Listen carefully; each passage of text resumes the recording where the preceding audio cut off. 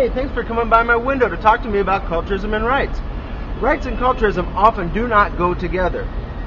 Let me explain. First, a couple of definitions. Culturism holds that the majority culture has a right to define, protect, and promote itself, and it sees rights as something that a culture believes in and can afford. That's where rights come from. Recently in California, they just had a proposition called 8. Good name, eh?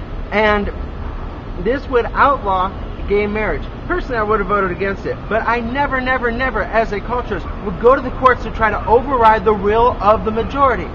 Culturism holds that a majority culture has a right to guide, protect, and promote itself, and if you're going, that happens through democracy. That happens through people voting. Unless they are serious abuses, you don't go to the court to try to overrule the will of the people. That's anti-democratic. Therefore, it is anti-republican and anti-culturism. The problem that you have when you go to the courts is that they come up with these grandiose metaphysical visions of where rights come from. They grant rights. Rights are something, again, that a country believes in and can afford. You might have a right to education in Africa. There's no money. It doesn't exist.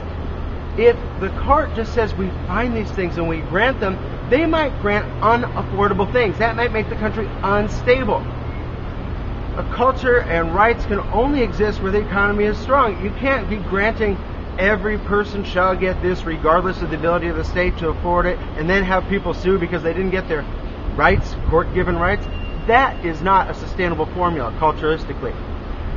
Also, the problem with these granting of rights is that they very quickly, on a universal basis, become licenses for all kinds of people around the world to undermine your culture. So human rights and culturism don't often go together. The idea that you have a human right to immigrate to America doesn't exist. I don't have rights in Saudi Arabia. I don't have rights in China. Rights are, again, something that come out of a culture. They come out of a country. If the culture doesn't believe in them, if the country can't afford them, they don't exist. So again, culturism promotes a very realistic vision of rights, and I think it's the only one that's sustainable. It's the only way we're going to maintain our country. It's the only way we're going to maintain our culture.